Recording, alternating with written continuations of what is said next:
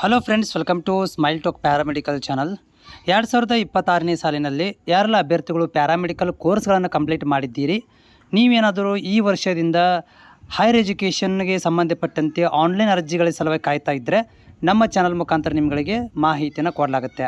Continuous ಆಗಿ online ಮುಖಾಂತರ video ಮಾಡೋದ್ರ ಮುಖಾಂತರ ಮತ್ತು ಲೈವ್ ಸೆಷನ್ ಬರುವುದರ ಮುಖಾಂತರ ನಿಮಗೆ ಮುಂದೆ ಬರುವಂಥ ಆನ್ಲೈನ್ ಕೆಇಗೆ ಕರ್ನಾಟಕ ಎಕ್ಸಾಮಿನೇಷನ್ ಅಥಾರಿಟಿ ವತಿಯಿಂದ ಪ್ರತಿ ವರ್ಷವೂ ಕೂಡ ಏನು ಮಾಡ್ತಾರೆ ಅಂತಂದರೆ ಈ ಒಂದು ಲ್ಯಾಟ್ರಿ ಎಂಟ್ರಿ ಆನ್ಲೈನ್ ಅಪ್ಲಿಕೇಶನ್ಗಳನ್ನು ಅಂತ ಹೇಳಿ ಕರೀತಾರೆ.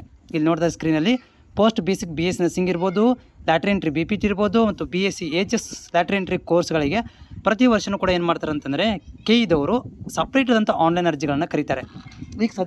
ಈಗ ಸದ್ಯಕ್ಕಿರುವಂಥದ್ದು ಆನ್ಲೈನ್ ಅರ್ಜಿ ಓನ್ಲಿ ರೆಗ್ಯುಲರ್ ವಿದ್ಯಾರ್ಥಿಗಳಿಗೆ ಮಾತ್ರ.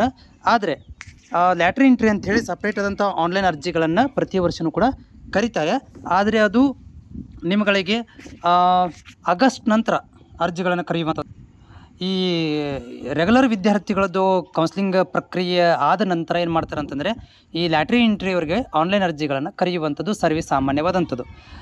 ಹೀಗಾಗಿ ನೀವು ಇನ್ನೂ ಆಗಸ್ಟ್ ತನಕ ಕಾಯಬೇಕಾಗತ್ತೆ. ಅದಕ್ಕಿಂತ ಮೊದಲು ಬಂದರೆ ತುಂಬ ಒಳ್ಳೆಯದು. ಆದರೆ ಈ ಕೆಇದವ್ರು ಏನು ಮಾಡ್ತಾರೆ ಅಂದರೆ ಇಂಜಿನಿಯರಿಂಗು, ಮೆಡಿಕಲ್ ಕೋರ್ಸ್ಗಳ ಎಲ್ಲವನ್ನು ಕಂಪ್ಲೀಟ್ ಮಾಡಿದ ಮೇಲೆ ಈ ಲ್ಯಾಟ್ರಿ ಎಂಟ್ರಿ ಅಂಥೇಳಿ ಕೌನ್ಸ್ಲಿಂಗ್ ಪ್ರಕ್ರಿಯೆಯನ್ನು ಮಾಡ್ತಾರೆ.